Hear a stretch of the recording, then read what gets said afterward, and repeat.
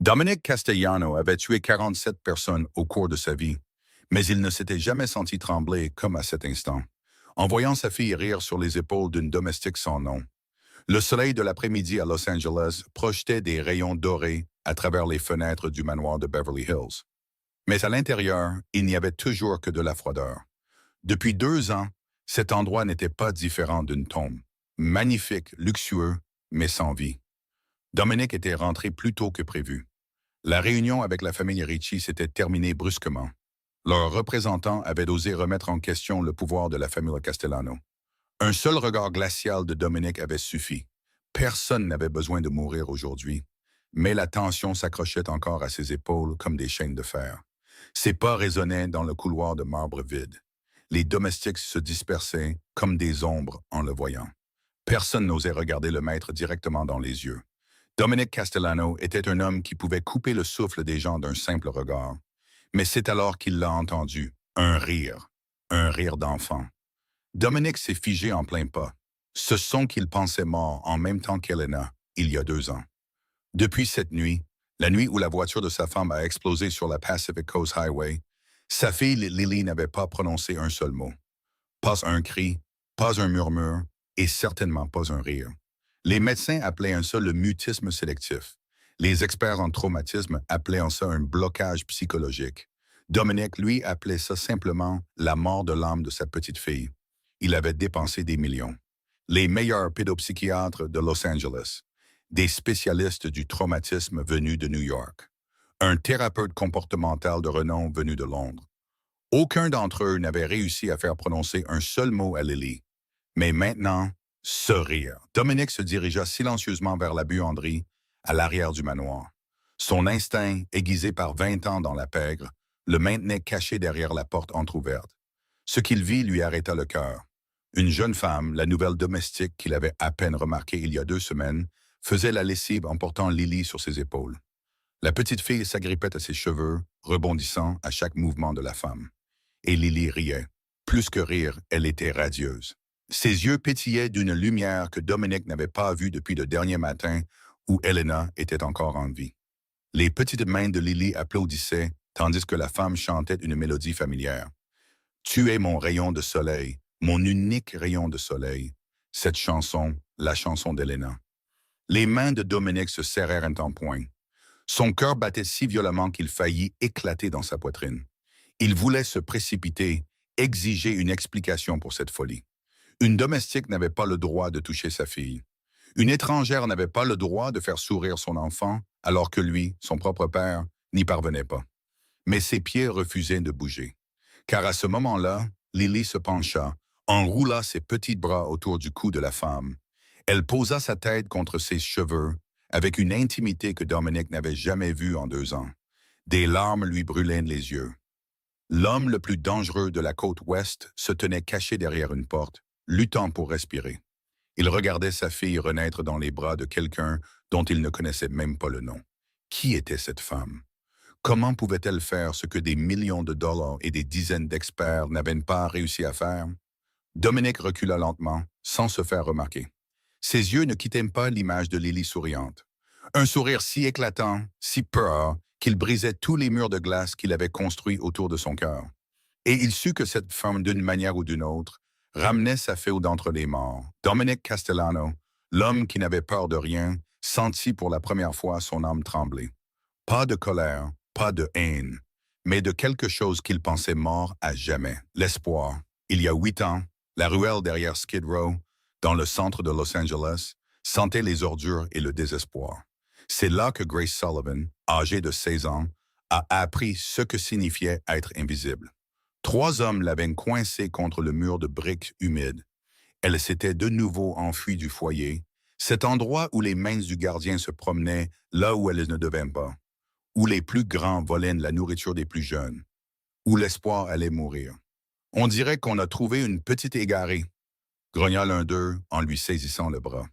Grace se débattit. Elle se battait toujours, mais elle était petite, mal nourrie et complètement seule. Le premier coup de poing lui fendit la lèvre. Le second la projeta sur le sol immonde. Elle se recroquevilla en boule, attendant que la douleur cesse, ou que tout cesse. Puis elle entendit des pas, rapide, sans peur. Laissez-la tranquille, maintenant. Grace leva les yeux à travers ses paupières enflées. Une femme se tenait à l'entrée de la ruelle, jeune, peut-être dans la mi-vingtaine, vêtue d'une tenue d'infirmière et portant un petit sac à main. Elle n'était pas grande, elle n'était pas armée, mais quelque chose dans sa voix fit hésiter les hommes. « Mêlez-vous de vos affaires, madame. » La femme sortit son téléphone. « J'ai déjà appelé la police. Ils seront là dans 2 minutes. À vous de choisir. Fuyez maintenant ou expliquez aux officiers pourquoi vous battez une enfant. » Elle bluffait. Grace savait qu'elle bluffait, mais les hommes, non. Ils échangèrent des regards, crachèrent par terre et disparurent dans l'ombre.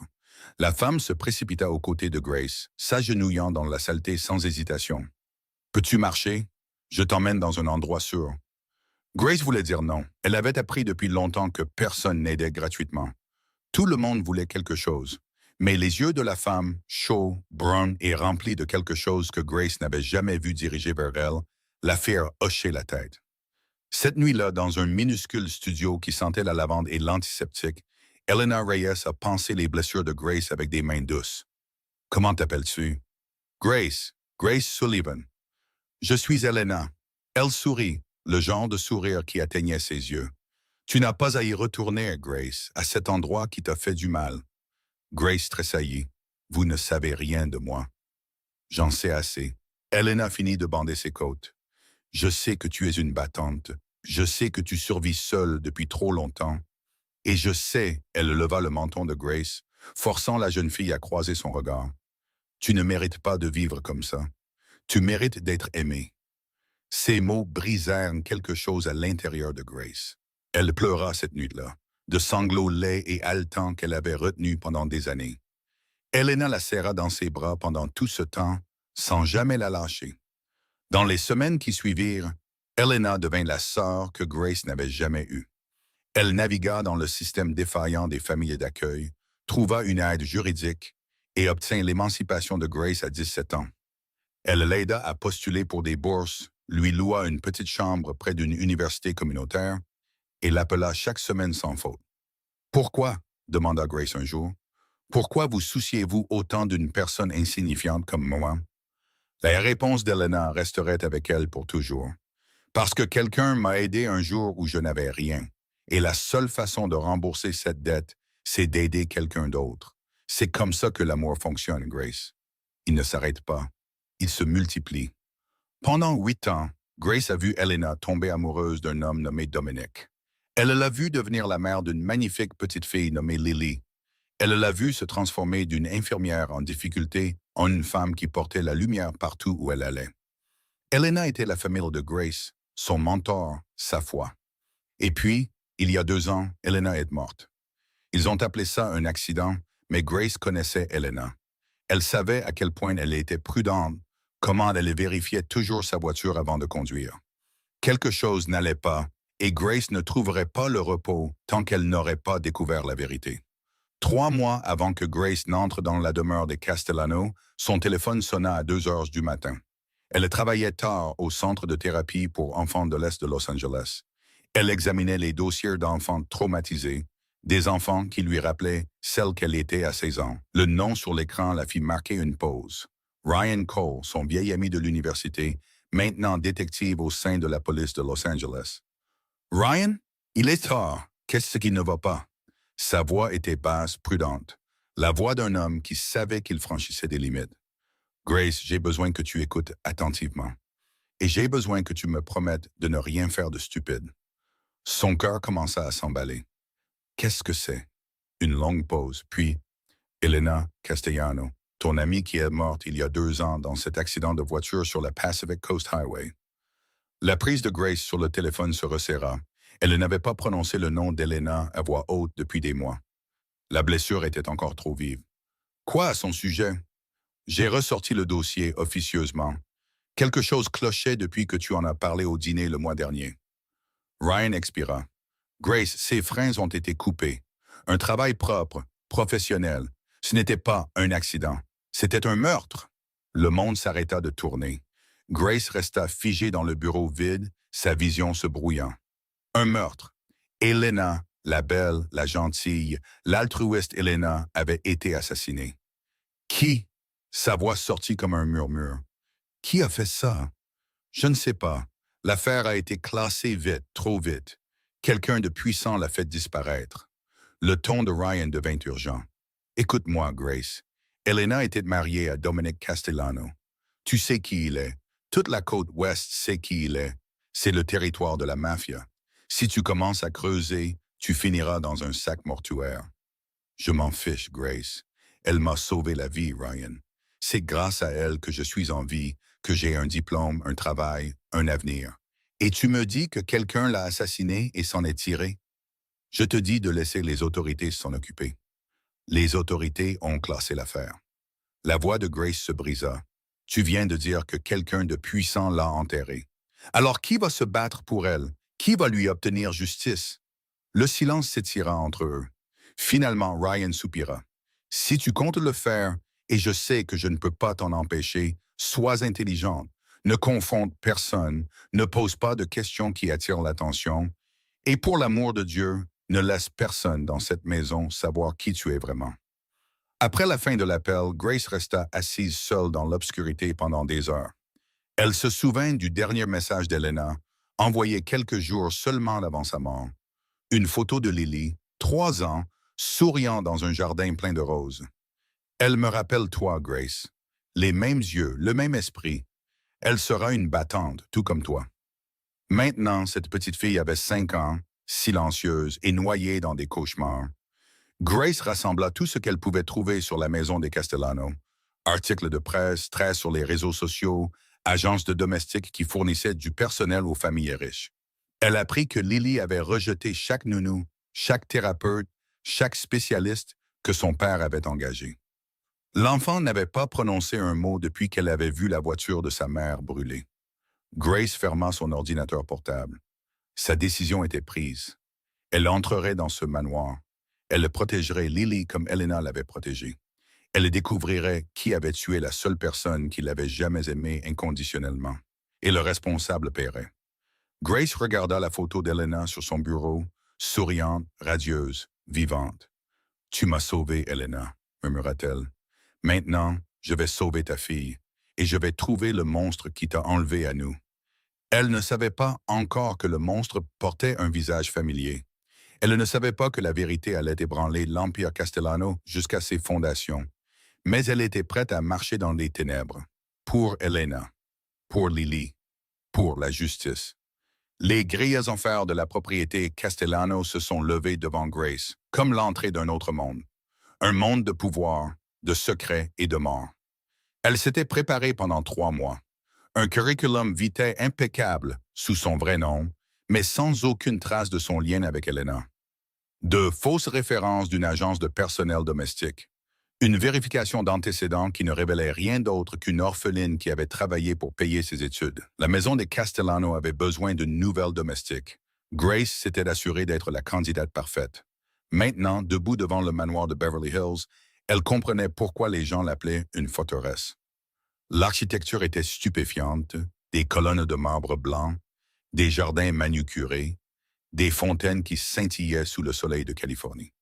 Mais sous la beauté, Grace sentait quelque chose d'étouffant. Cette maison n'était pas un foyer. C'était un mausolée. Une femme la rencontra à l'entrée de service. La cinquantaine. Des cheveux argentés tirés en un chignon serré. Une posture droite comme une lame. Ses yeux scrutèrent Grace avec la précision de quelqu'un qui avait survécu des décennies dans une maison dangereuse. « Grace Sullivan? »« Oui, madame. »« Je suis Rosa Martinez, la chef du personnel de maison. » Et elle ne lui tendit pas la main. « Suivez-moi. » Rosa la conduisit à travers un labyrinthe de couloirs, des sols brillants, des peintures inestimables, des lustres en cristal. Tout murmurait une richesse au-delà de l'imagination. Pourtant, le silence pesait comme un poids physique. Pas de rire, pas de musique, pas de chaleur. « Vos tâches sont simples, » dit Rosa sans se retourner. « Nettoyage, lessive, rangement. Vous n'entrez pas dans le bureau privé de M. Castellano. Vous ne parlez pas à Mademoiselle Lily sauf instruction directe. Vous ne posez pas de questions sur les affaires de famille. Compris? Compris. Rosa s'arrêta brusquement et fit face à Grace. Son expression resta sévère, mais quelque chose vacilla dans ses yeux, quelque chose qui ressemblait presque à de la douleur. Cette maison a des règles pour une raison. Suivez-les et tout ira bien. Enfreignez-les. Elle ne termina pas sa phrase, elle n'en avait pas besoin. Elles traversèrent le salon, et c'est là que Grace la vit. Lily. La petite fille était assise seule dans un coin près de la fenêtre, serrant un lapin en peluche usée. Ses cheveux sombres tombaient sur son visage, des cheveux exactement comme ceux d'Elena. Ses yeux, autrefois brillants sur les photos qu'Elena avait envoyées, étaient maintenant vides, creux, comme si elle regardait le monde de très loin. Le cœur de Grace se brisa.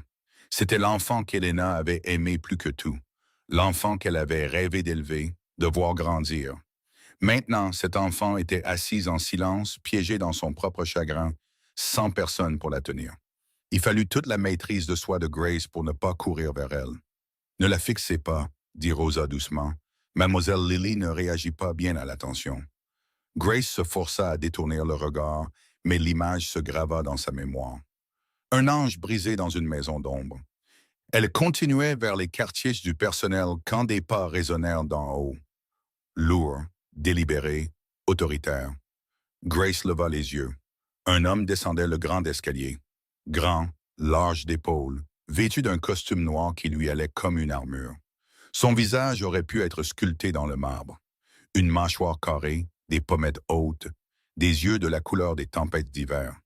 Il se déplaçait avec l'assurance de quelqu'un qui n'avait jamais connu la peur, seulement l'avait infligée. Dominic Castellano.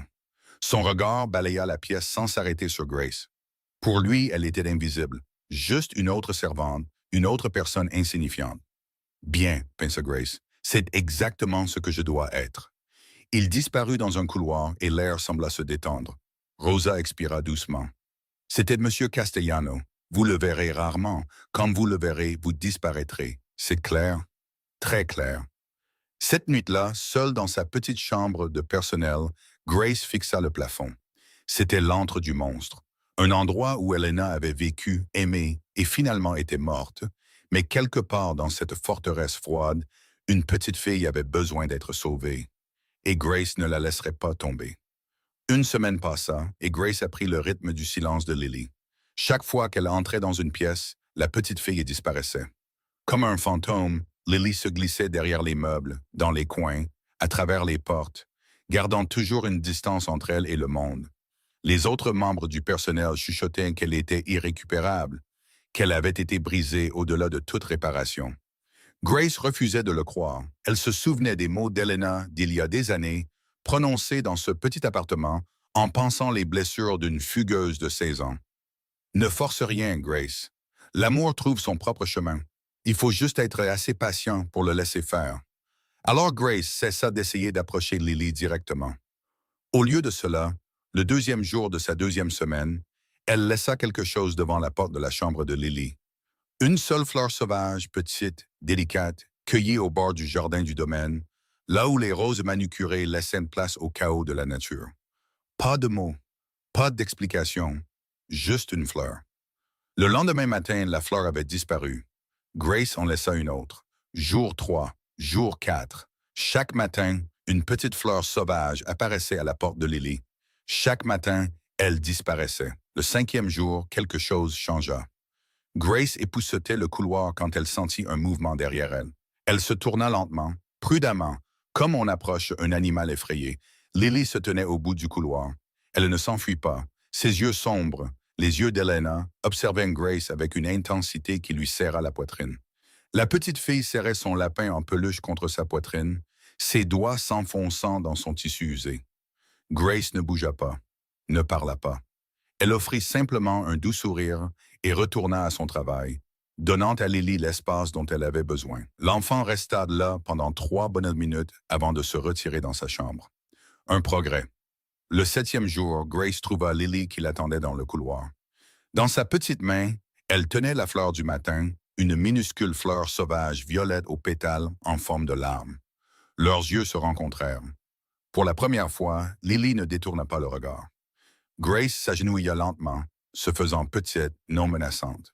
Elle ne tendit pas la main, ne parla pas. Elle existait simplement dans ce moment, laissant Lily décider de la suite. Puis, doucement, Grace se mit à fredonner.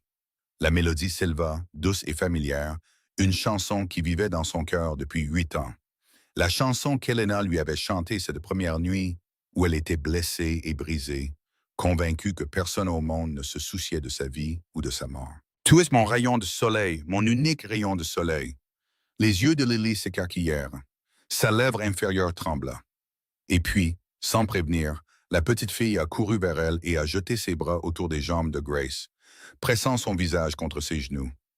Elle ne parla pas, mais elle s'agrippa avec un désespoir qui parlait plus fort que n'importe quel mot. L'emprise d'une enfant qui se noyait depuis 2 ans et qui avait enfin trouvé quelque chose à quoi s'accrocher. La vision de Grace se brouilla de larmes. Elle ne bougea pas pour embrasser Lily, pas encore. Elle resta simplement là, laissant l'enfant s'accrocher à elle, la laissant se sentir en sécurité pour la première fois depuis la mort d'Helena. Aucune d'elles ne remarqua Rosa debout au fond du couloir. La vieille gouvernante regardait en silence, une main pressée contre sa bouche. Des larmes coulaient sur son visage buriné, des larmes qu'elle essuya rapidement avant que quiconque puisse les voir. Elle travaillait dans cette maison depuis 15 ans. Elle avait vu Helena apporter de la lumière dans ses couloirs froids. Elle avait vu cette lumière s'éteindre. Et maintenant, d'une manière ou d'une autre, elle la voyait revenir sous la forme d'une jeune domestique qui portait des fleurs sauvages et chantait des chansons que seule une autre personne n'avait jamais chantées dans cette maison. Rosa ne savait pas qui était vraiment Grace Sullivan, mais à cet instant, elle a prié pour que cette fille soit la réponse aux prières qu'elle avait murmurées chaque nuit depuis 2 ans. La connexion avait commencé, et rien dans la demeure des Castellano ne serait plus jamais pareil. Dans la pègre, on appelait Dominic Castellano le roi des ombres, un homme qui n'avait jamais besoin de frapper 2 fois, car son premier coup était toujours final. Il avait fait de l'Empire Castellano l'organisation la plus redoutée de la côte ouest. Les cartels de la drogue évitaient son territoire. Les familles rivales payaient un tribut plutôt que de risquer sa colère. Les politiciens et les juges se pliaient à sa volonté sans poser de questions. À 37 ans, Dominic contrôlait plus de pouvoir que la plupart des hommes n'enverraient en 10 vies. Mais tout ce pouvoir ne signifiait rien quand il regardait sa fille. Depuis la mort d'Helena, Dominic s'était transformé en machine. 18 heures de travail par jour, réunions, négociations, exécutions d'affaires, au sens propre comme au figuré. Il mangeait parce que son corps avait besoin de carburant. Il dormait parce que l'effondrement était inefficace. L'émotion était une faiblesse et la faiblesse était la mort. La seule fissure dans son armure était Lily. Il avait tout essayé. Les pédopsychiatres les plus chers de Californie. Un spécialiste du traumatisme de renommée mondiale venu de Suisse. Des thérapeutes par le jeu. Des art-thérapeutes. Des musicothérapeutes. Il avait dépensé plus de 2 millions de dollars en 2 ans pour tenter d'atteindre sa fille. Chacun d'entre eux avait échoué. Lily criait quand des étrangers l'approchaient. Elle se cachait sous les meubles, se couvrait les oreilles, se balançait d'avant en arrière jusqu'à s'épuiser dans le silence. Un thérapeute a tenu 3 séances avant de déclarer son cas au-delà de toute intervention conventionnelle. Un autre a suggéré une hospitalisation à long terme. Dominic avait failli tuer celui-là de ses propres mains. La vérité le hantait chaque nuit. Il était un homme qui pouvait détruire des empires, qui pouvait faire pleurer de peur des hommes adultes, qui pouvait commander des armées d'un seul mot. Pourtant, il ne pouvait pas guérir son propre enfant. Il ne pouvait même pas la faire le regarder sans qu'elle ne tressaille.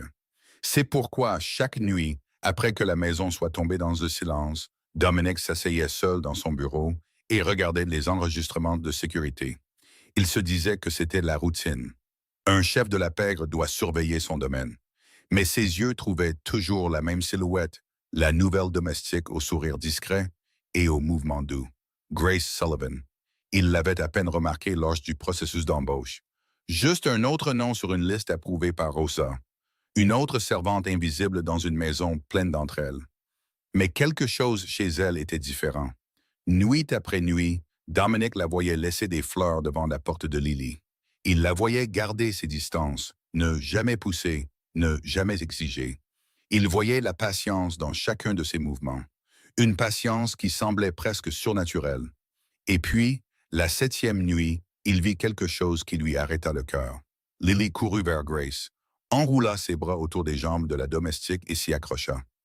Dominic figea l'image. Le visage de sa fille remplissait l'écran. Un visage qui n'avait montré que du vide pendant 2 ans. Mais sur cette image, il y avait autre chose. Une lueur, une étincelle, une connexion. Dominic fixa l'image figée jusqu'à ce que ses yeux lui brûlent.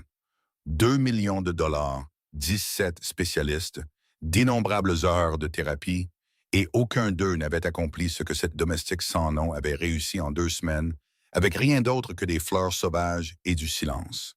Qui était cette femme? Son instinct lui hurlait que quelque chose n'allait pas. Les gens n'apparaissaient pas de nulle part avec la capacité d'atteindre des enfants inaccessibles. Il devait y avoir un angle, un motif, un agenda caché. Mais une autre partie de lui, une partie qu'il pensait morte avec Elena, murmurait quelque chose de différent.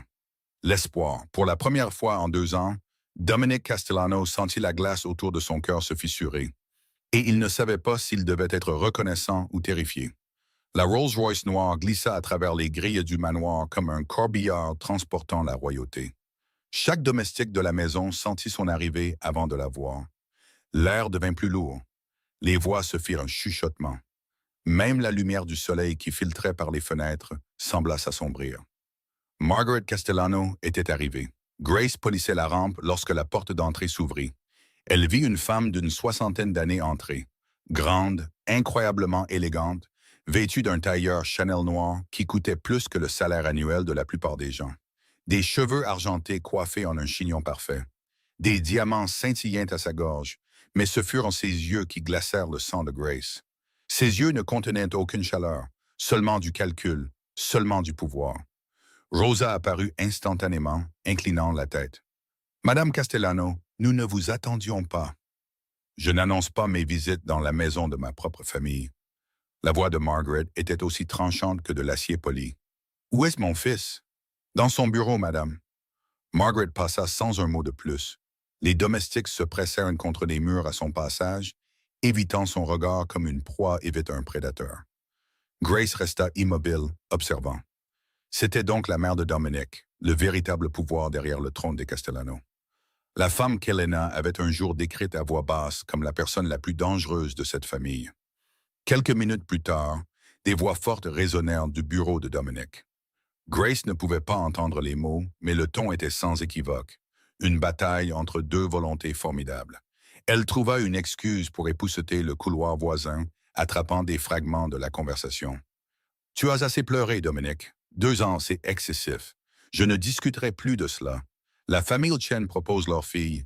Victoria est belle, éduquée, bien connectée. Une union entre nos familles nous rendrait intouchables. » J'ai dit non. La voix de Margaret s'aiguisa. « Tu t'es rabaissé une fois en épousant cette infirmière, cette fille du peuple qui n'avait rien à offrir qu'un joli visage.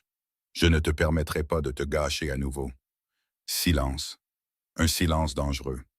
Quand Dominic parla, sa voix était de glace. « Elena valait plus que toutes les alliances que tu as jamais négociées. Ne prononce plus son nom. Elle est morte, Dominic. Morte et enterrée. Et ta dévotion pathétique à sa mémoire détruit cette famille. Lily a besoin d'une mère. Tu as besoin d'une femme. Héritage des Castellano a besoin d'un héritier. J'ai une héritière. Elle s'appelle Lily. Une enfant brisée qui ne peut même pas parler? Ce n'est pas une héritière. C'est un handicap. » La porte s'ouvrit violemment. Dominic sortit en trombe, manquant de percuter Grace dans le couloir. Ses yeux brûlaient de fureur. Une fureur qui s'adoucit presque imperceptiblement quand il la vit. Il ne dit rien. Il passa simplement, ses pas résonnant comme des coups de tonnerre. Grace baissa la tête, le cœur battant. Mais avant qu'elle ne puisse se retirer, une voix froide l'arrêta. « Vous !» Elle se tourna. Margaret se tenait dans l'encadrement de la porte du bureau, son regard de prédateur fixé directement sur Grace. La nouvelle domestique. Les yeux de Margaret se plissèrent, scrutant son visage avec une intensité troublante. « Vous me semblez familière. Nous nous sommes déjà rencontrés? » « Non, madame, je m'en souviendrai. » Margaret s'approcha. Grace se força à ne pas reculer. « Quel est votre nom? »« Grace Sullivan, madame. » Quelque chose vacilla dans l'expression de Margaret, de la suspicion peut-être, ou l'instinct d'une femme qui avait survécu à des décennies de trahison et de conspiration. « Sullivan, répéta-t-elle lentement. Je m'en souviendrai. » Elle se retourna et s'éloigna, sortant son téléphone. Sa voix baissa, mais Grace entendit les mots. Marcus, j'ai besoin que tu fasses une enquête sur quelqu'un. La nouvelle domestique, Grace Sullivan. Tout. Son passé, ses relations, les raisons de sa présence ici. Je veux savoir qui elle est vraiment. Une pause. Et Marcus, fais-le discrètement. Mon fils semble protecteur envers celle-ci. L'appel se termina. Margaret disparut dans l'ombre du couloir, et Grace comprit, avec une clarté glaçante, que le véritable ennemi venait de se révéler. La tempête arrivait. 3 semaines après la visite de Margaret, le cauchemar arriva. Il était plus de minuit quand les cris ont commencé. Un son si brut, si primal, qu'il brisa le silence du manoir comme du verre se brisant. Dominic était dans son bureau, examinant des documents sur lesquels il ne pouvait pas se concentrer, quand il l'entendit. Il laissa tout tomber et courut. La porte de la chambre de Lily s'ouvrit sous sa main. Sa fille était emmêlée dans ses draps, se débattant, des larmes coulant sur son visage, sa bouche ouverte dans un hurlement de terreur sans mots. « Lily, Lily, c'est papa, tu es en sécurité, tu es... » Il tendit la main vers elle, elle cria plus fort. Son petit corps se recula de son contact, se pressant contre la tête de Lee, comme s'il était le monstre de ses cauchemars. Ses yeux étaient ouverts mais ne voyaient rien, piégés dans l'horreur qui se jouait derrière eux. Dominic se figea, sa main suspendue en l'air. C'était sa fille, son sang, sa seule raison de respirer, et elle était terrifiée par lui. La douleur était pire que n'importe quelle balle qu'il avait jamais reçue. Il ne savait pas quoi faire. Chaque instinct lui disait de la tenir, de la protéger. Mais sa présence ne faisait qu'empirer les choses. Il resta paralysé, regardant son enfant souffrir, totalement impuissant. Puis il entendit des pas derrière lui. Grace apparut dans l'encadrement de la porte, essoufflée, vêtue d'une simple chemise de nuit. Ses yeux trouvèrent immédiatement Lily. Et sans hésitation, sans demander la permission, elle passa devant Dominic et monta sur le lit. « Tout va bien, ma chérie, » murmura-t-elle, prenant Lily dans ses bras. « Je suis là. Tu n'es pas seule.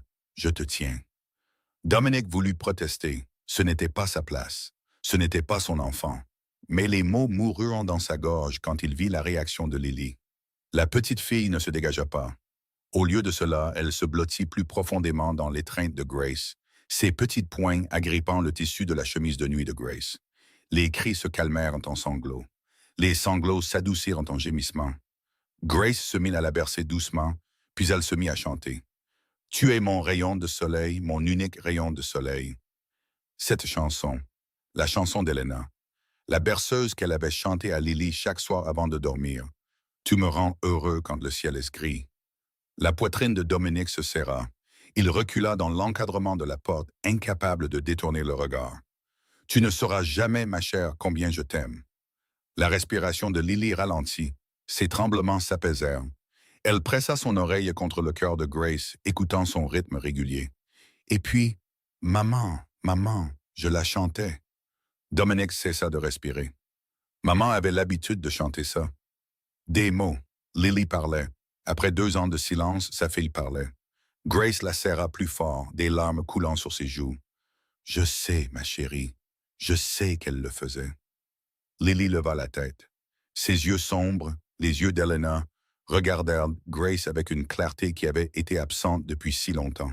« Tu es comme maman. » Sa voix était à peine un murmure, rouillé par le manque d'usage. « Ne quitte pas Lily, s'il te plaît. Ne quitte pas Lily comme ma maman l'a fait. »« Je ne vais nulle part, » promit Grace, sa voix se brisant. « Je suis juste là. Je serai toujours là. » Les yeux de Lily se fermèrent. En quelques instants, l'épuisement la gagna, et elle s'endormit dans les bras de Grace, paisiblement, sans peur. Grace leva les yeux et vit Dominic debout dans l'encadrement de la porte. Leurs yeux se rencontrèrent. Elle s'attendait à de la colère, à être renvoyée, punie pour avoir outrepassé ses limites. Mais ce qu'elle vit sur son visage était tout autre chose. Dominic Castellano, l'homme le plus craint de la côte ouest, avait des larmes qui coulaient sur ses joues. Il ne dit rien. Il ne pouvait pas parler. Il se tourna simplement, fit 3 pas dans le couloir et s'effondra contre le mur. Ses genoux cédèrent. Pour la première fois depuis les funérailles d'Elena, le roi des ombres pleura, et à ce moment-là, tout changea. 1 heure après que Lily se soit endormie, Rosa apparut à la porte de Grace. Monsieur Castellano souhaite vous voir dans son bureau, maintenant. Le cœur de Grace se serra. C'était ça. Elle avait franchi toutes les limites, était entrée dans la chambre de Lily sans permission, avait touché la fille du maître, avait été témoin de son effondrement dans le couloir. N'importe laquelle de ces offenses serait suffisante pour un renvoi immédiat. Ou pire. Elle suivit Rosa à travers les couloirs sombres, chaque pas semblant plus lourd que le précédent. Le manoir était silencieux, mais le silence semblait différent maintenant, chargé, plein d'attente.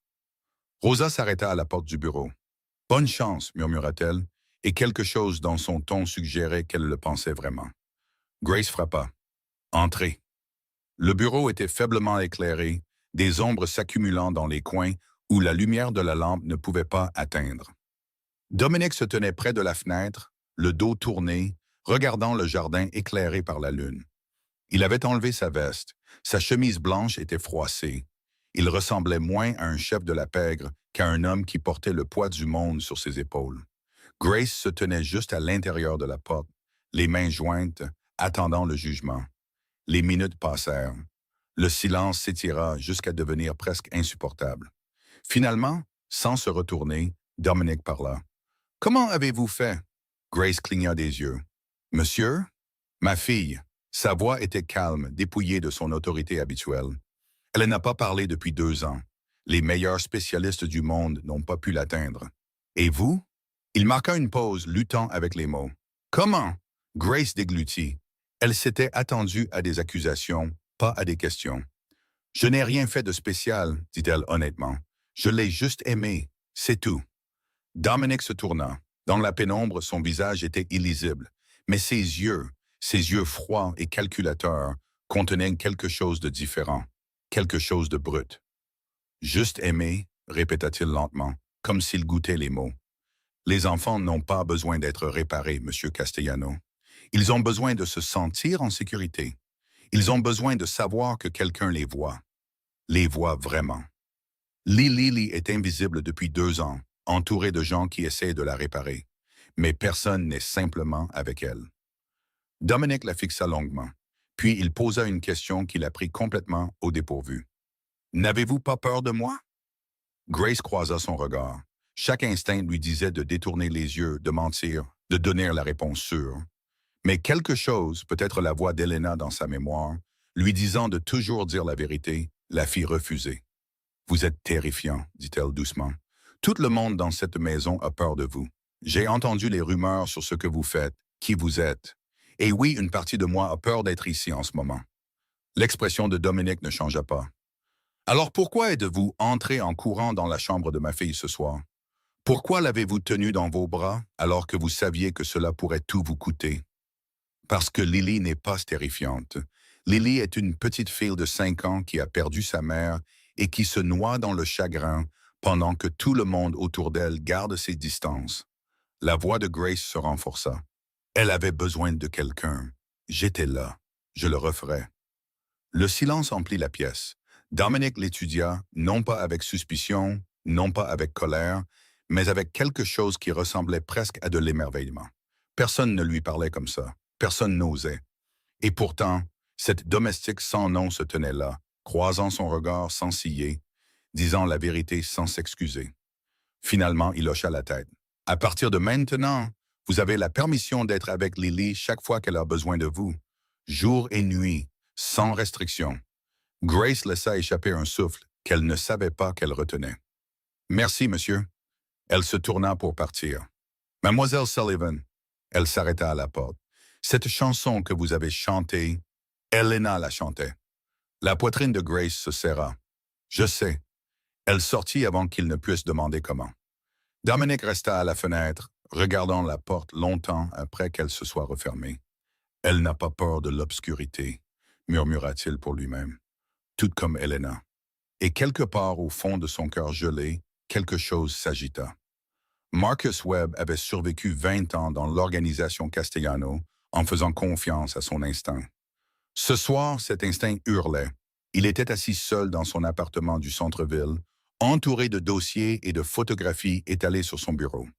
L'enquête que Margaret avait ordonnée était terminée. Et ce qu'il avait trouvé lui glaça le sang. Grace Sullivan, 24 ans, orpheline, diplômée de l'Université de Californie à Los Angeles avec un diplôme en psychologie de l'enfant, travaillait actuellement comme domestique dans le manoir Castellano. Tout cela était propre, trop propre. Mais Marcus n'avait pas survécu aussi longtemps en acceptant les apparences.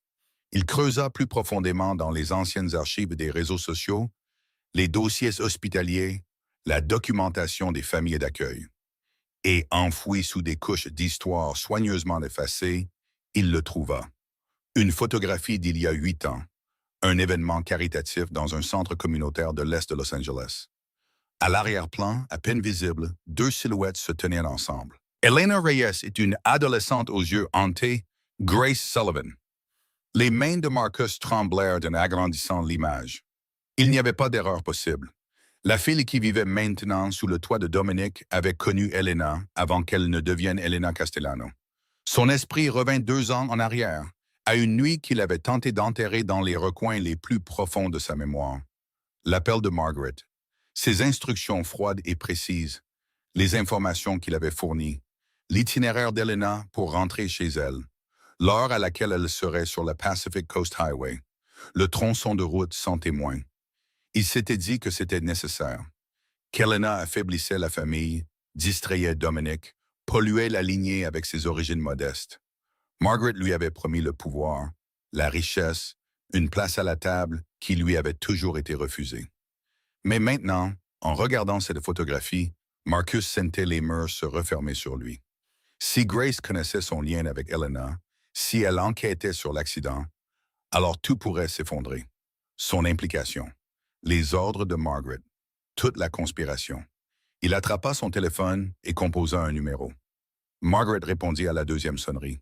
« Qu'as-tu trouvé? » Elle connaissait Elena avant le mariage, avant tout ça. Elles avaient une relation proche à ce qu'il semble. Silence à l'autre bout du fil. Puis, intéressant. C'est plus qu'intéressant. Et si elle est là à cause d'Elena? Et si elle creuse au sujet de l'accident? Contrôlez-vous, Marcus. La voix de Margaret était de glace. Même si elle soupçonne quelque chose, elle n'a aucune preuve. C'est une domestique, une personne insignifiante. Mon fils est peut-être temporairement épris de son utilité pour Lily, mais ça passera. Et si ce n'est pas le cas? Il lui a déjà accordé des privilèges spéciaux. Il la regarde sur les caméras de sécurité toutes les nuits. Cela devient « Je suis au courant du comportement de mon fils », le coupa Margaret. Pour l'instant, nous observons. Laissons-la se mettre à l'aise. Laissons-la faire des erreurs. Si elle devient une menace réelle, nous nous occuperons d'elle de la même manière que nous nous sommes occupés d'Elena. Marcus déglutit. Et Dominic? Mon fils ne saura jamais. Il croit que sa femme est morte dans un tragique accident, et il continuera de le croire jusqu'au jour de sa mort. Son ton se durcit, à moins, bien sûr, que quelqu'un ne lui donne une raison de remettre en question cette croyance. Vous ne feriez pas ça, n'est-ce pas, Marcus? La menace était sans équivoque. Non, madame, jamais. Bien, continuez de surveiller la fille. Signalez-moi directement tout ce qui est suspect. Et Marcus? Oui? Ne laissez pas votre paranoïa vous rendre imprudent. Si vous agissez contre elle sans mon approbation, vous répondrez de vos actes devant moi, pas devant Dominic. La ligne se coupa. Marcus fixa la photographie sur son bureau. Le jeune visage de Grace Sullivan le regardait, innocent, ignorant de l'obscurité qui avait englouti la femme qui l'avait sauvé. Il prit une décision. Margaret voulait attendre, mais Marcus savait mieux. Cette fille était dangereuse, non pas à cause de ce qu'elle savait, mais à cause de ce qu'elle pourrait découvrir. Il l'observerait, la suivrait, et au moment où elle sortirait du rang, il éliminerait la menace lui-même. Une domestique n'allait pas détruire tout ce qu'il avait construit, pas tant que Marcus Webb respirerait encore. 1 mois après cette nuit fatidique, le manoir Castellano recommença à respirer. La transformation de Lily était tout simplement miraculeuse. Le fantôme silencieux qui avait hanté les coins de la maison redevenait lentement une enfant. Elle parlait par petites phrases, d'abord des demandes chuchotées, des questions timides, puis vinrent des conversations plus longues, des rires timides et finalement, des éclats de rire qui résonnaient dans les couloirs comme de la musique. Grace passait chaque moment libre avec elle. Elle lisait des livres d'images ensemble, dessinaient des chefs-d'œuvre au crayon, construisaient des tours avec des blocs de bois. Mais l'activité préférée de Lily était quelque chose que Grace avait introduit il y a 3 semaines, le jardinage. Maman aimait les fleurs, avait dit Lily un après-midi, en montrant le jardin envahi par la végétation derrière le manoir. On peut en planter pour elle? Le cœur de Grace s'était serré à ces mots. Elle se souvenait du petit appartement d'Elena, toujours rempli de fleurs sauvages fraîches malgré son budget serré. Elena avait appris à Grace que la beauté pouvait pousser n'importe où, même dans les endroits les plus sombres.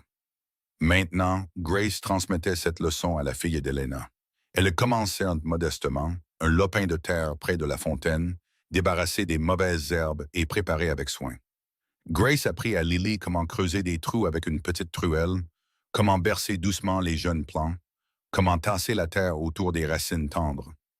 Les plantes sont comme les gens, expliqua Grace. Elles ont besoin de soleil et d'eau, mais surtout, elles ont besoin d'amour et de patience. Lily hocha la tête solennellement, ses petites mains couvertes de terre. Comme moi. Exactement comme toi, ma chérie. Ce qu'aucune d'elles ne remarqua, c'est Dominique qui les observait depuis la fenêtre de son bureau. Il avait commencé à rentrer plus tôt. Il se disait que c'était pour des raisons professionnelles, la situation de la sécurité, la gestion de la maison, les bilans trimestriels des performances du personnel. Mais chaque après-midi, il se retrouvait attiré par cette fenêtre, regardant Grace et Lily dans le jardin. Cette vue lui faisait quelque chose qu'il ne pouvait pas expliquer.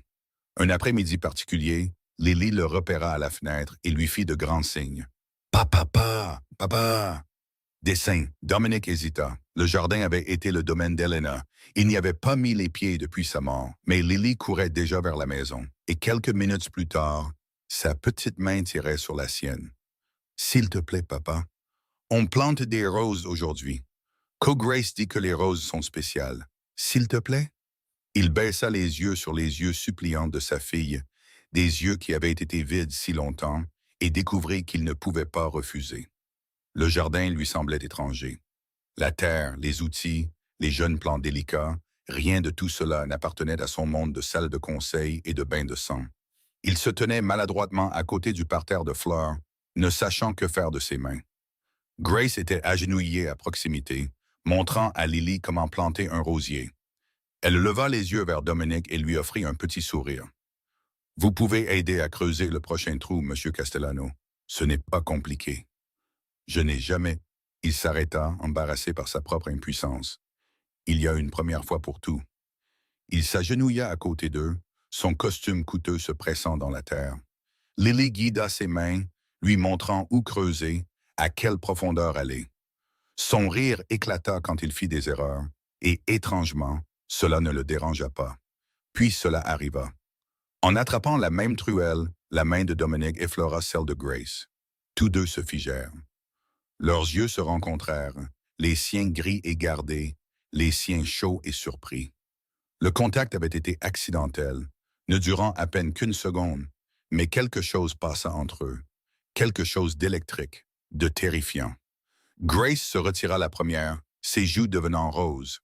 Lily, inconsciente de la tension, leva les yeux vers son père avec une curiosité innocente. « Papa, n'est-ce pas que Co-Grace est jolie? Elle ressemble à maman parfois, quand elle sourit. » Le silence qui suivit fut assourdissant. Grace fixait le sol, incapable de respirer. Dominique la fixait, la courbe de sa joue, la façon dont la lumière du soleil attrapait ses cheveux, la douce gentillesse qui émanait de son être même. Et pour la première fois en 2 ans, Dominique Castellano sourit. Pas le sourire froid et calculateur qu'il utilisait dans les négociations. Pas le sourire menaçant qui précédait la violence. Un vrai sourire, doux, presque enfantin. « Oui, dit-il doucement, ses yeux ne quittant pas Grace. « Oh, tu talking Grace. Elle l'est, et il y a un instant. » Margaret Castellano n'agissait jamais sans but. Le dîner de famille qu'elle organisa 2 semaines après l'incident du jardin ne fit pas exception. La grande salle à manger scintillait de lustres en cristal et d'argenterie ancienne. 12 invités étaient assis autour de la table en acajou, des associés, des alliés de la famille, et une invitée très spéciale, Victoria Chen. Elle était magnifique, Grace devait l'admettre. 28 ans, impeccablement vêtu d'une robe cramoisie qui épousait sa silhouette élancée. Sa famille contrôlait le syndicat Chen, l'organisation criminelle asiatique la plus puissante de la côte ouest. Un mariage entre les Castellano et les Chen créerait un empire s'étendant sur tout le Pacifique.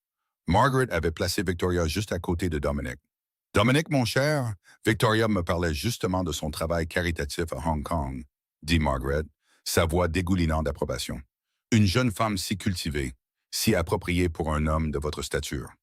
La mâchoire de Dominic se crispa. Il avait à peine échangé 3 mots avec Victoria de toute la soirée, ses réponses brèves et froides, mais avec tant d'alliés qui regardaient, il ne pouvait pas défier ouvertement sa mère. Grace servait le vin en arrière-plan, invisible comme toujours. Elle gardait la tête baissée, ses mouvements précis et discrets, mais elle sentait les yeux de Margaret la suivre à chaque pas. Le piège arrivait, elle pouvait le sentir. À mi-parcours du plat principal, Margaret posa sa fourchette avec une grâce délibérée. En parlant de compagnie appropriée, annonça-t-elle, sa voix coupant le brouhaha.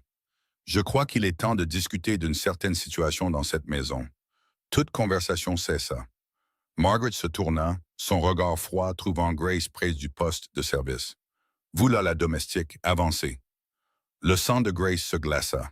Elle regarda Rosa qui se tenait figée près de la porte de la cuisine, l'horreur peinte sur son visage. J'ai dit, avancez. Grace se dirigea vers le centre de la pièce. Tous les yeux se posèrent sur elle, curieux, apitoyés, prédateurs.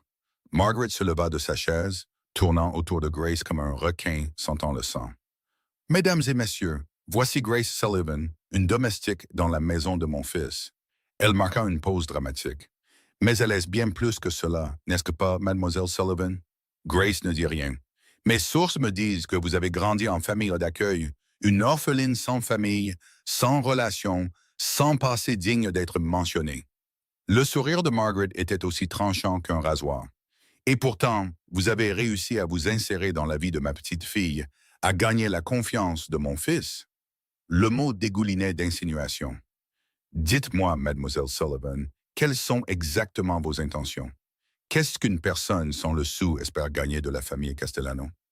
Grace leva le menton. Je n'ai aucune intention, madame Castellano. Je suis ici pour faire mon travail. Votre travail?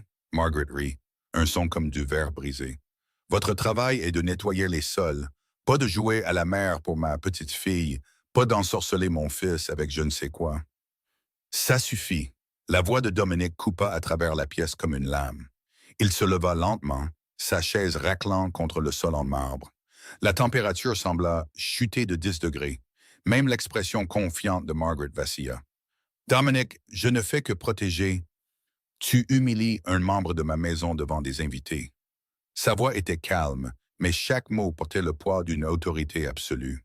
Ça s'arrête maintenant. Les yeux de Margaret brillèrent.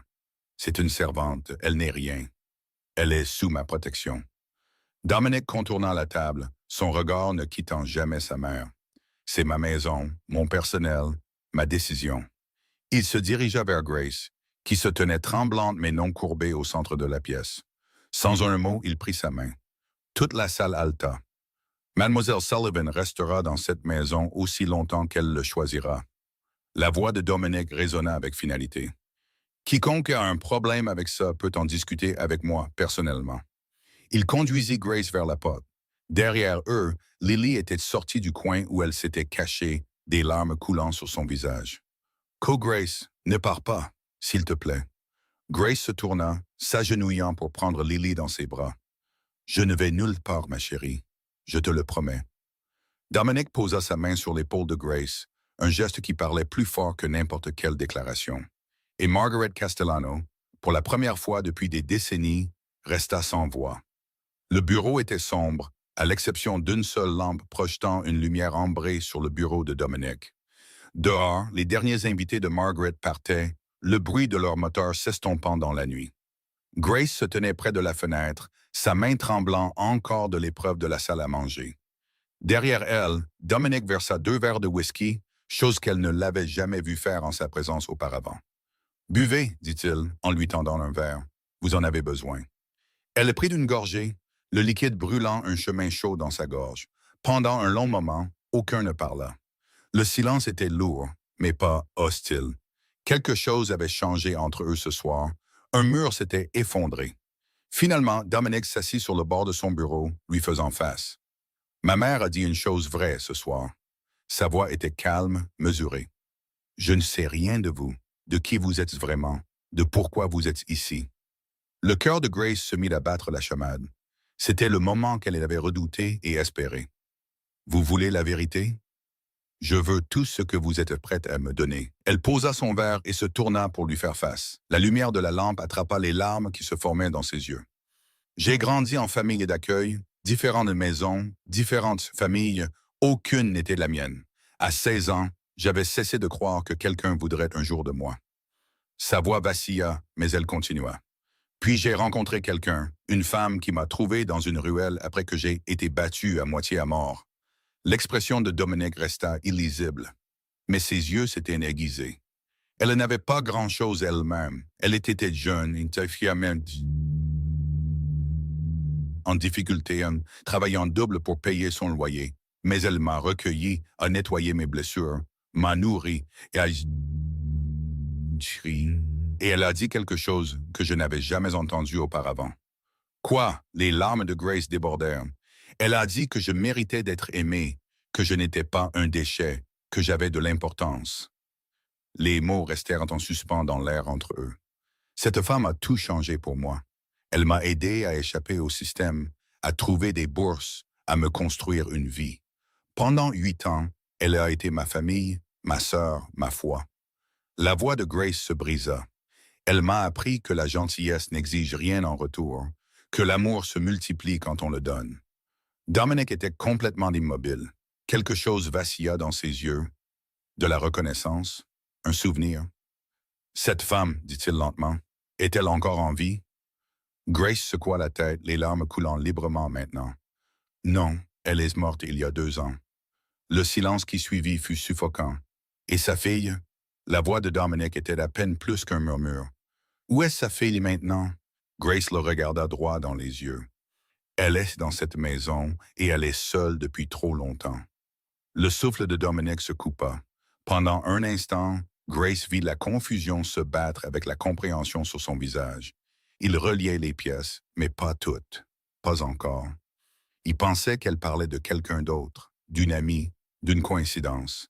Il ne réalisait pas encore qu'elle parlait d'Elena. Vous êtes venu ici pour l'enfant, dit-il finalement. Pas pour l'argent, pas pour la position. Je suis venu ici parce que j'ai fait une promesse.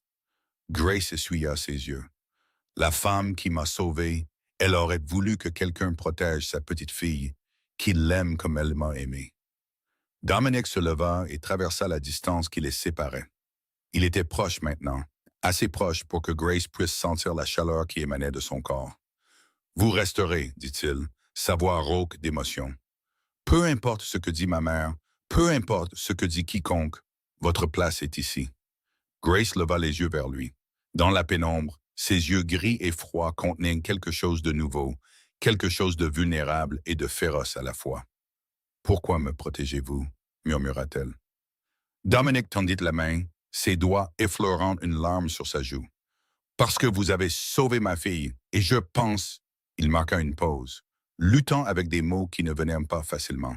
« Je pense que vous êtes peut-être en train de me sauver aussi. » Leurs visages étaient à quelques centimètres l'un de l'autre. Aucun ne bougea. Et à ce moment-là, tous deux surent que quelque chose d'irréversible avait commencé. Marcus Webb avait assez attendu. 3 jours après l'embuscade ratée du dîner de Margaret, il observait depuis l'ombre le comportement de plus en plus erratique de Dominic. Le patron passait moins de temps au siège, plus de temps avec cette domestique. La situation devenait incontrôlable. Grace Sullivan n'était plus seulement un inconvénient, elle était une menace. Marcus avait vu la façon dont elle regardait les photos d'Elena quand elle pensait que personne ne regardait. Il avait intercepté ses relevés téléphoniques et trouvé plusieurs appels à un numéro enregistré au nom de Ryan Cole, de la division des homicides de la police de Los Angeles. Elle enquêtait, et si elle continuait à creuser, elle le trouverait. Margaret avait conseillé la patience, mais Marcus ne pouvait pas se permettre d'attendre. Chaque jour que Grace restait dans cette maison le rapprochait de la découverte de la mort. Il prit sa décision. L'attaque a eu lieu un jeudi soir. Grace était agitée, incapable de dormir après une autre soirée passée dans le bureau de Dominic, à parler de tout et de rien. Elle était sortie prendre l'air, marchant dans le jardin où elle et Lily avaient planté des roses quelques semaines auparavant. La lune était cachée derrière les nuages. Le chemin était sombre. Elle n'entendit les pas que lorsqu'il fut trop tard. Une main se plaqua sur sa bouche. Un autre bras s'enroula autour de son torse, la traînant en arrière dans l'ombre derrière la serre. Grace se débattit, essayant de crier, mais la prise était de fer. Elle fut projetée contre le mur de pierre, des étoiles explosant dans sa vision. Une voix siffla à son oreille, bassiste, déformée, méconnaissable. « Écoute bien, ma petite. Quitte cette maison ce soir. Oublie tout ce que tu as vu. Oublie tout ce que tu penses se savoir sur Elena Castellano. » Le sang de Grace se glaça au nom d'Elena. « Si tu restes, si tu continues à poser des questions, tu finiras comme elle, morte sur le bord d'une autoroute. Tu comprends? » Elle mordit la main qui couvrait sa bouche. L'homme jura et la relâcha une fraction de seconde. Grace poussa un cri aigu et désespéré avant qu'un poing ne heurte sa mâchoire. Elle s'effondra au sol. Le monde tournait. À travers une vision floue, elle vit une silhouette sombre lever à nouveau la main. Puis une autre forme surgit de l'obscurité. Victor Santos, chef de la sécurité de Dominic, plaqua l'agresseur avec la force d'un taureau en charge. Les deux hommes s'écrasèrent à travers un treillis, envoyant des éclats de bois voler. Grace essaya de bouger, de ramper, mais son corps ne répondait pas. La dernière chose qu'elle vit avant de perdre connaissance fut le poing de Victor s'écrasant sur le visage de son agresseur, encore et encore. Puis l'obscurité l'engloutit. Elle se réveilla dans le chaos, des voix criant, le bruit de portes s'ouvrant violemment. On la portait, des bras forts sous elle, l'odeur d'antiseptique et de parfum coûteux. « Grace, Grace, tu m'entends? » La voix de Dominic, frénétique, terrifiée. Elle ne l'avait jamais entendue comme ça. Ses yeux s'ouvrirent. Elle était dans sa chambre, allongée sur le lit. Dominic était agenouillé à côté d'elle, son visage pâle, ses mains serrant les siennes si fort que ça faisait presque mal. « Oh mon Dieu, souffla-t-il, tu es réveillé, tu es... Il s'arrêta quand il vit clairement son visage, le gonflement autour de son œil, la lèvre fendue, les bleus qui apparaissaient sur sa pommette. Quelque chose dans son expression changea. La peur disparut. L'inquiétude se durcit. Ce qui restait était quelque chose d'ancien et de terrible, la fureur froide et calculatrice d'un prédateur dont le territoire avait été violé. Qui a fait ça? Sa voix était à peine humaine. Victor se tenait dans l'encadrement de la porte, du sang sur les articulations. « L'agresseur s'est échappé, monsieur. »« Mais je l'ai blessé. Il n'ira pas loin. » Dominic se leva lentement. Ses mains tremblaient, non pas de peur, mais d'une rage à peine contenue. « Trouvez-le. » Chaque mot était une condamnation à mort. Trouvez celui qui a ordonné ça et amené les mois vivants. Il se tourna vers Grace, ses yeux brûlants d'une promesse plus sombre que n'importe quel vœu. Personne ne touche à ce qui est à moi, et celui qui a fait ça priera pour mourir avant que j'en ai fini avec lui. Les heures passèrent comme des animaux blessés. Dominic était assis sur la chaise à côté du lit de Grace, immobile, les yeux fixés sur son visage endormi. Le médecin était venu et reparti, déclarant qu'il n'y avait pas de blessures graves, juste des contusions, une légère commotion, rien que le repos ne guérirait pas. Mais Dominic ne pouvait pas partir. Il n'avait pas veillé comme ça depuis Elena, ces nuits interminables à l'hôpital après l'accident, lui tenant la main pendant que les machines bipaient et que les médecins donnaient des nouvelles qui empiraient d'heure en heure. Il s'était juré de ne plus jamais se sentir aussi impuissant, et pourtant le voilà. La lumière de la lune filtrait à travers les rideaux, projetant des ombres argentées sur le visage de Grace. Même meurtrie et enflée, elle avait l'air paisible, fragile, humaine. L'esprit de Dominic dériva vers des souvenirs qu'il avait tenté d'enterrer. Grace agenouillée dans le jardin, apprenant à Lily comment planter des roses, Grace chantant cette chanson, la chanson d'Elena, pendant que sa fille s'accrochait à elle comme à une bouée de sauvetage. Grace se tenant droite dans la salle à manger pendant que sa mère lui lançait des insultes, refusant de plier. Quand était-elle devenue si importante? Quand la vue de son sourire avait-elle commencé à apaiser la douleur constante dans sa poitrine? Quand la protéger avait-il cessé d'être un devoir pour devenir une nécessité? Il baissa les yeux sur leurs mains, les siennes rugueuses et cicatrisées, les siennes petites et immobiles. D'une manière ou d'une autre, pendant la nuit, il avait pris sa main dans la sienne. Il ne se souvenait pas de l'avoir fait. La question surgit sans y être invité. Pourquoi est-ce que ça fait si mal? Il avait perdu des soldats avant, des associés, même des amis. Chaque perte avait été regrettable, parfois douloureuse mais gérable, le coup de la vie qu'il avait choisi. Mais quand Victor avait porté le corps inconscient de Grace à travers la porte, quand Dominic avait vu le sang sur ses lèvres et les bleus se former sur sa peau, quelque chose en lui s'était brisé. Pas de la colère. La colère était familière, contrôlable. C'était de la terreur, une terreur brute et primale à l'idée de la perdre. C'était la même terreur qu'il avait ressentie lorsque l'hôpital avait appelé pour Elena. « Non, se murmura-t-il, pas encore. Je ne peux pas. » Grace bougea. Ses paupières papillonnèrent, puis s'ouvrirent. Pendant un instant, la confusion voila son regard. Puis elle le vit sa main tenant la sienne, et quelque chose de doux traversa ses traits meurtris. « Tu es toujours là. » Sa voix était rauque, à peine plus qu'un murmure. « Je ne suis jamais parti. » Grace essaya de s'asseoir, grimaçant au mouvement. Dominic tendit instinctivement la main, la stabilisant avec des mains douces qui semblaient étrangères à son propre corps. « L'homme qui t'a attaqué, dit-il, sa voix se durcissant. Victor l'a blessé, mais il s'est échappé. Nous le traquons maintenant. Quand je le trouverai, et je le trouverai, il me dira qui l'a envoyé, et alors ils mourront tous les deux. » Grace secoua lentement la tête. « Il y a quelque chose de plus important, quelque chose que tu dois savoir d'abord. Rien n'est plus important que de trouver la personne qui t'a fait du mal. » C'est... Les yeux de Grace rencontrèrent les siens, remplis d'une gravité qui lui glaça le sang.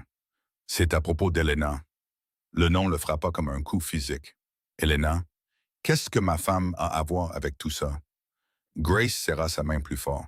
« La femme dont je t'ai parlé, celle qui m'a sauvé quand j'avais 16 ans, qui m'a tout donné, que je suis venu honorer ici. » Le monde de Dominic bascula. Non, son nom était Elena Reyes avant de devenir Elena Castellano. Des larmes coulaient sur les joues de Grace. Elle était ma sœur dans tout ce qui comptait, et elle n'est pas morte dans un accident, Dominic. Son cœur s'arrêta. Elle a été assassinée, et le tueur est quelqu'un dans cette maison. Grace prit une profonde inspiration, le regardant avec une détermination féroce. « Il est temps que tu saches tout. » Grace lui raconta tout. Elle lui parla de la ruelle du centre de Los Angeles, où une fugueuse de 16 ans avait été battue et laissée pour morte.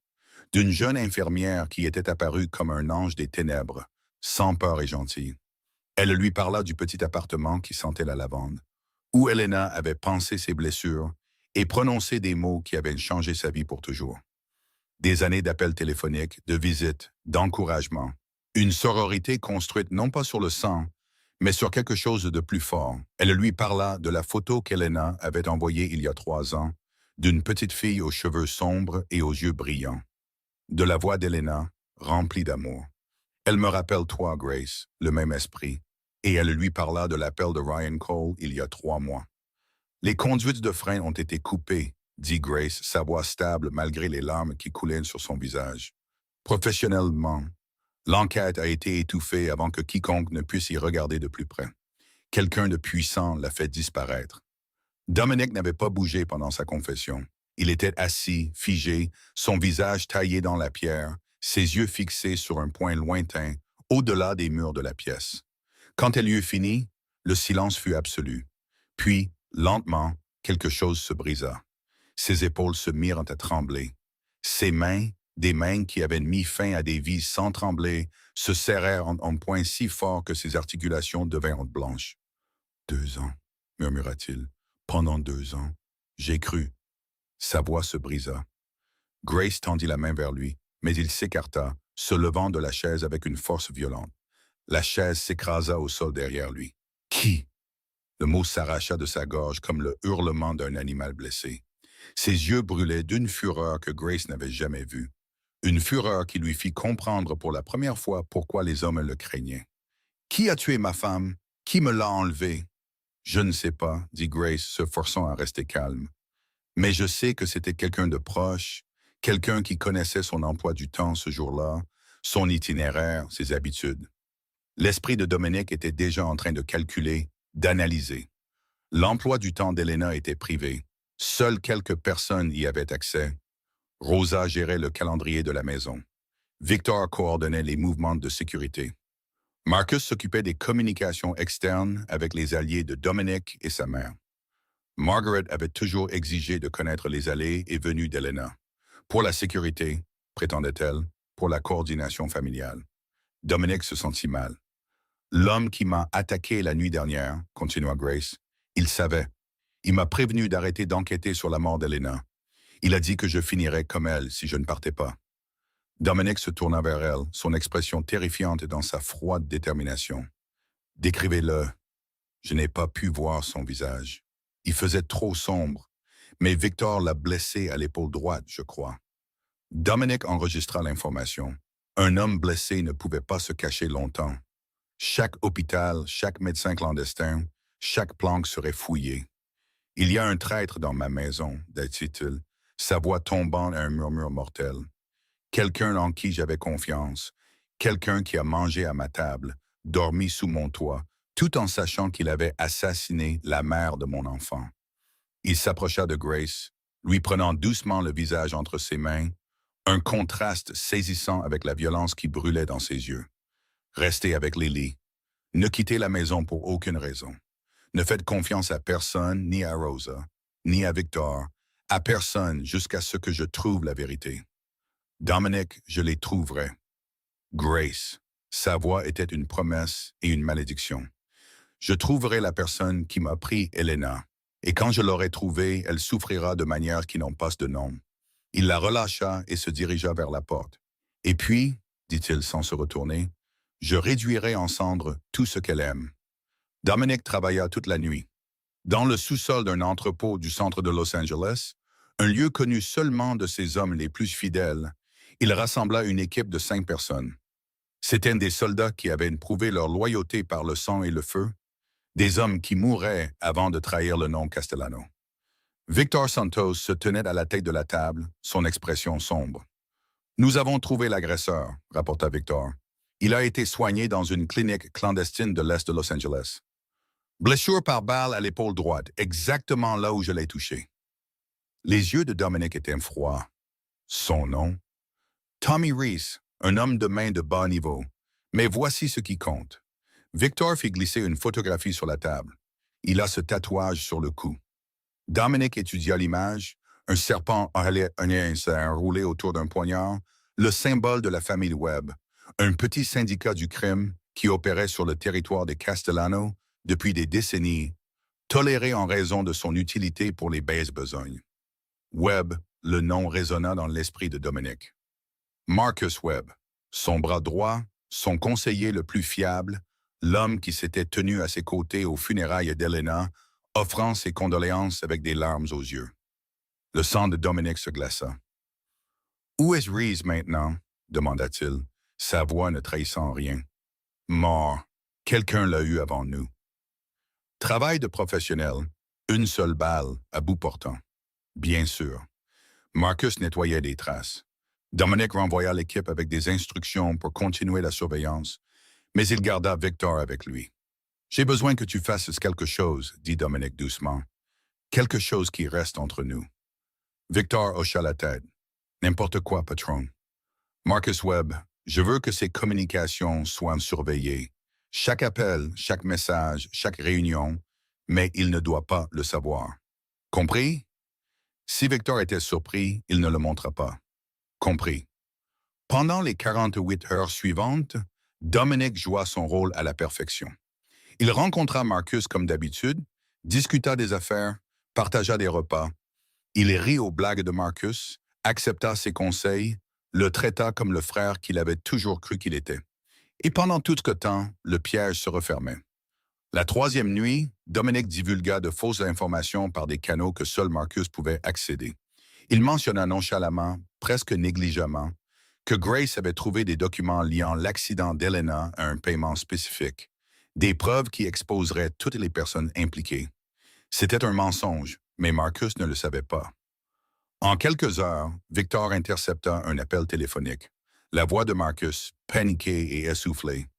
La Phil Sullivan a des preuves, de vraies preuves, des documents, des paiements, tout. Si Dominic les voit, et puis une voix que Dominic aurait reconnue n'importe où, sa mère. Contrôlez-vous, Marcus. La panique, c'est ce qui fait tuer des gens. Nous devons l'éliminer ce soir avant qu'elle ne lui montre quoi que ce soit. J'ai dit que je m'en occuperai. Vous avez déjà fait assez d'erreurs en envoyant ces imbéciles de Reese, en laissant des témoins. Si mon fils découvre votre incompétence avant que je puisse gérer la situation, c'est vous qui serez éliminé. Une pause, puis Marcus soumis. Que voulez-vous que je fasse? Rien. Restez près de Dominic. Agissez normalement. Je m'occuperai de la fille moi-même. L'enregistrement se termina. Dominic était assis seul dans l'obscurité de son bureau, le téléphone toujours serré dans sa main. Dehors, les lumières de la ville scintillaient comme des étoiles tombées, indifférentes à la dévastation qui se déroulait dans son cœur. Sa mère, la femme qui l'avait élevé, qui lui avait appris les voies du pouvoir, qui l'avait tenu quand il pleurait enfant, elle avait tué Elena. Elle avait ordonné la mort de sa femme, la seule femme qu'il ait jamais vraiment aimée, parce qu'elle la jugeait indigne du nom Castellano. Et Marcus, son frère de cœur, l'avait aidé à le faire. Dominic ne pleura pas. Il ne se mit pas en colère. Il resta simplement assis là, sentant quelque chose mourir en lui, le dernier fragment de l'homme qu'il était avant que l'obscurité ne consume tout. Quand il parla enfin, sa voix était creuse. Vous me l'avez enlevé, tous les deux. Ses mains cessèrent de trembler. Son cœur cessa de souffrir. Tout ce qui restait était un but froid et absolu. Et maintenant, vous allez payer. La réunion de famille fut convoquée pour minuit. Dominic avait choisi le grand hall du manoir, la même pièce où des générations de Castellano avaient pris des décisions qui avaient façonné le monde criminel de la côte ouest. Ce soir, elle serait le témoin de la fin d'une ère. Margaret arriva la première, élégante comme toujours en soie noire. Ses cheveux argentés parfaitement coiffés, elle prit place à la tête de la table avec l'assurance d'une reine qui n'avait jamais connu la défaite. Marcus suivit, son sang-froid s'effritant. Ses yeux parcouraient nerveusement la pièce, cherchant des menaces qu'il ne pouvait nommer. Victor se tenait près de la porte, flanqué de 4 des soldats les plus loyaux de Dominic. Et Dominic était assis à l'autre bout de la table, son visage un masque illisible. « De quoi s'agit-il » demanda Margaret. « Me convoquer au milieu de la nuit comme une vulgaire. » Silence. Le mot coupa l'air comme une lame. La bouche de Margaret se referma, le choc vacillant sur ses traits. Dominic ne lui avait jamais parlé de cette façon. Il appuya sur un bouton de la télécommande dans sa main. Un écran descendit du plafond. Les haut-parleurs crépitèrent, puis leur voix emplit la pièce. Marcus. La Phil Sullivan a des preuves, de vraies preuves. Si Dominic les voit... Margaret. Contrôlez-vous, Marcus. La panique, c'est ce qui fait tuer les gens. L'enregistrement fut diffusé dans son intégralité, chaque mot accablant, chaque aveu incriminant. Le visage de Marcus devint blanc. L'expression de Margaret se durcit en pierre. Quand ce fut terminé, Dominic parla. « J'ai aussi des registres financiers, des paiements de sociétés écrans contrôlés par vous, mère, à des comptes liés à l'équipe de tueurs qui a assassiné ma femme. » Il fit glisser un dossier sur la table. « Tout est documenté, tout est vérifié. » Margaret ne prit pas le dossier. Ses yeux se fixèrent sur ceux de Dominic avec venin. « C'est une fabrication. Cette fille, votre précieuse domestique, vous a manipulé. Elle vous utilise, Dominic. Ne le voyez-vous pas? Elle est venue ici avec un plan, et maintenant, elle vous a retourné contre votre propre famille. » « Ma famille? » La voix de Dominic tomba à un murmure plus terrifiant que n'importe quel cri. « Vous avez assassiné ma famille, mère. Vous m'avez pris Elena. Vous avez fait de ma fille une orpheline. Vous avez détruit tout ce que j'aimais. » Il se leva de sa chaise, chaque pas vers Margaret délibéré et lourd. « Pendant 2 ans, j'ai vécu dans l'agonie. J'ai regardé ma fille se noyer dans le silence. Je me suis enterré dans le travail parce que je ne pouvais pas affronter le vide. Et pendant tout ce temps, vous étiez assise à côté de moi, offrant vos condoléances, me poussant d'autres femmes, sachant que c'était vous qui m'aviez arraché le cœur. » Margaret tint bon, son masque s'effritant enfin. « Elena n'était pas digne de toi, cracha-t-elle, toute prétention de dignité disparue. Elle n'était personne, une infirmière ordinaire, sans éducation, sans relation, sans valeur pour cette famille. J'ai construit cet empire. J'ai tout sacrifié pour que tu puisses le diriger. Et tu allais tout jeter pour une ordure que tu as ramassée dans un hôpital. La pièce tomba dans un silence de mort.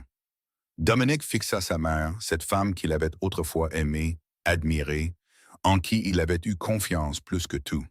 Alors, vous n'avez jamais rien compris, dit-il doucement.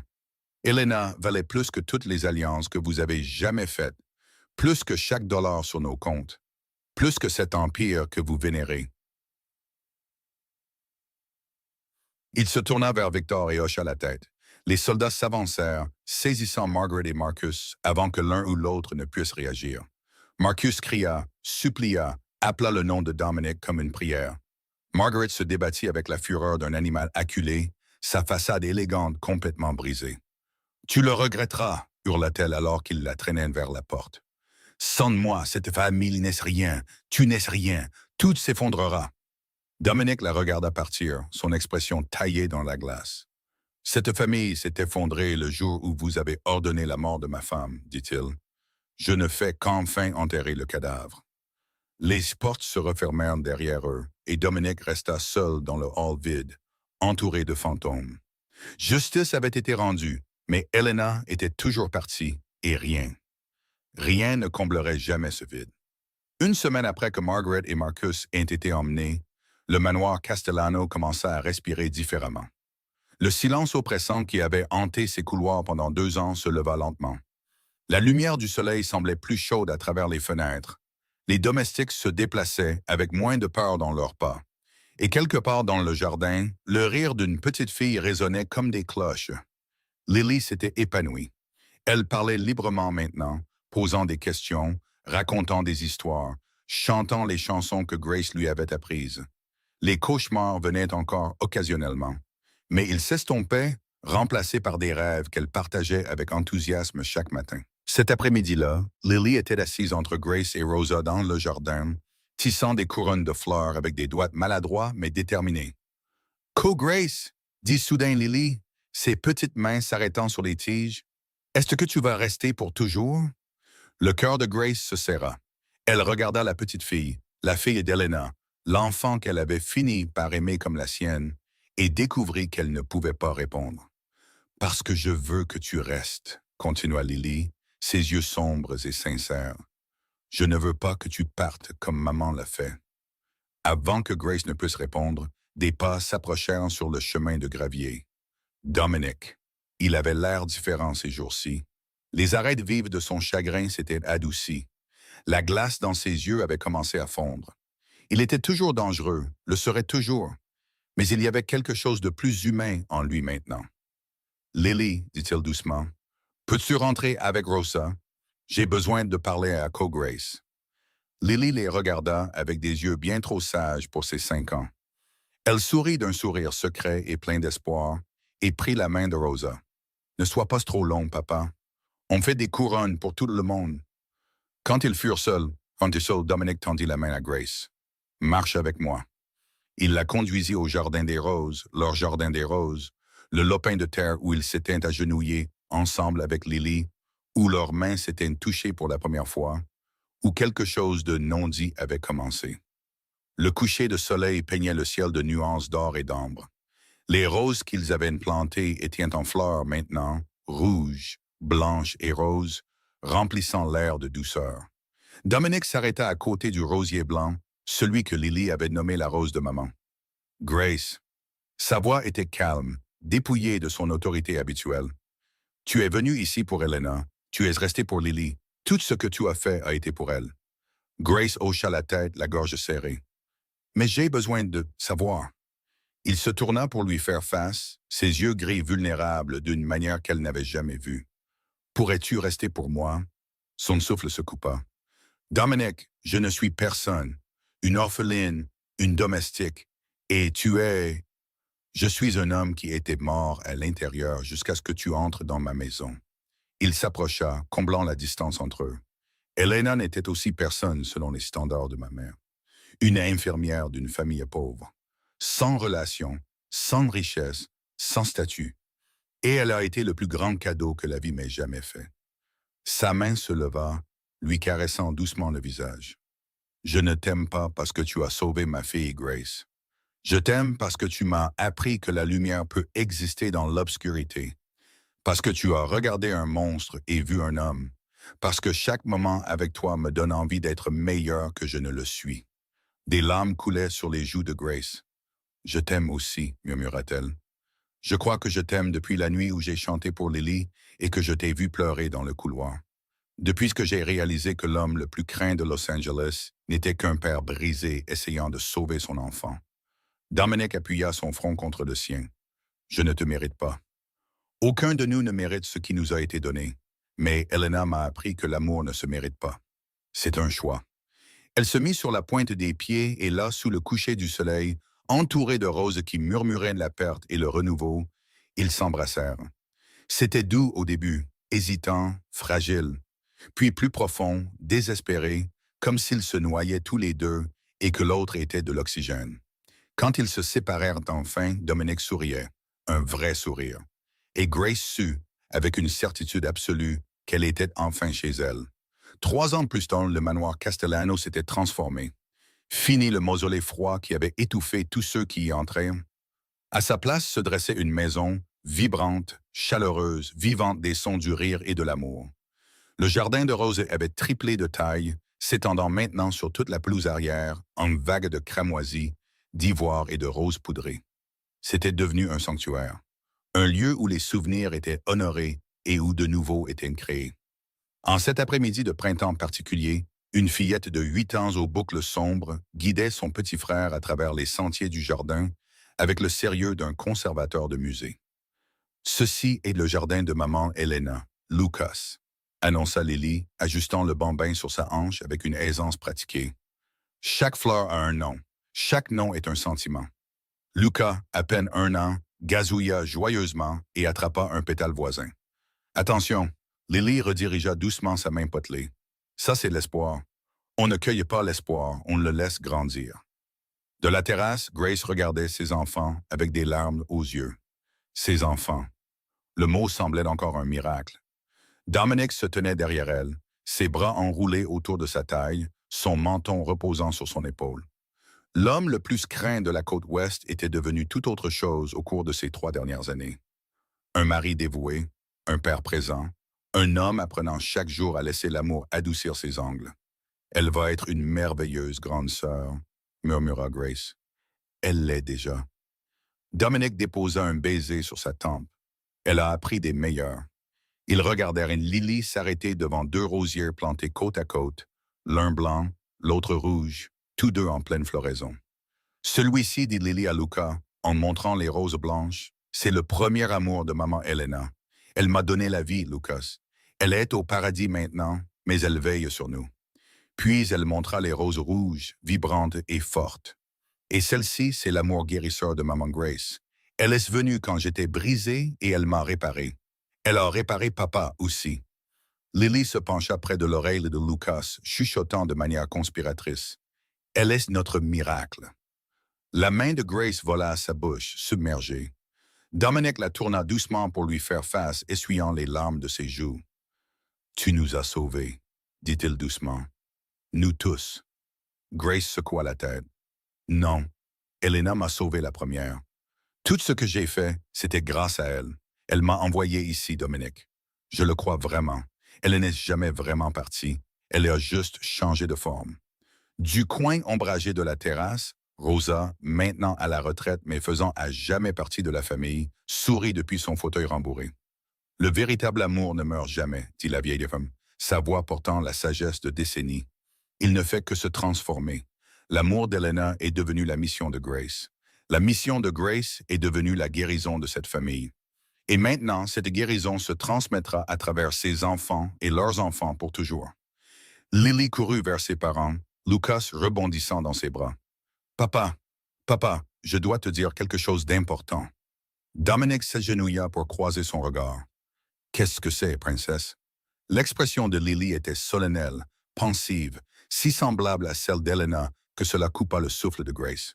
« J'ai 2 mamans, dit-elle simplement. Maman Elena m'a donné la vie. Maman Grace m'a appris à la vivre. Les pencha la tête. C'est d'accord? Dominique prit sa fille et son fils dans ses bras, les serrant fort. C'est plus que d'accord, murmura-t-il. C'est parfait. Le soleil de l'après-midi baissa, peignant le jardin d'or. Les roses se balançaient doucement dans la brise, leurs pétales attrapant la lumière comme des prières chuchotées. Et quelque part dans cette brise, Grace pouvait presque entendre la voix d'Elena, douce, chaude, pleine d'amour. Merci, Grace. Tu as tenu ta promesse. Grace ferma les yeux, laissant les larmes couler librement maintenant. Toujours, Elena, toujours. Chers amis qui regardez cette vidéo, cette histoire porte des leçons profondes sur la vie et les valeurs humaines. Elle nous enseigne que l'amour ne meurt jamais vraiment, il se transforme, il se multiplie, il trouve de nouvelles façons d'atteindre ceux qui en ont le plus besoin. Elle nous rappelle que la famille n'est pas toujours une question de sang, mais de choix. Et qu'elle nous montre que même dans les moments les plus sombres, l'espoir peut fleurir comme des roses dans un jardin abandonné. Qu'est-ce qui a le plus touché votre cœur dans cette histoire? Comment se connecte-t-elle à votre propre vie? Nous aimerions beaucoup connaître vos pensées. S'il vous plaît, partagez vos sentiments dans les commentaires ci-dessous. Vos mots venant du fond de votre cœur comptent énormément pour nous. Si cette histoire vous a ému, s'il vous plaît, abonnez-vous à notre chaîne, aimez cette vidéo et partagez-la avec quelqu'un qui a besoin de l'entendre. Chaque jour, nous vous apportons de nouvelles histoires qui inspirent, guérissent et nous rappellent ce qui compte vraiment. Nous vous souhaitons une bonne santé, du bonheur et de la paix dans votre vie quotidienne. Merci d'avoir été avec nous. Au revoir et à bientôt dans notre prochaine vidéo.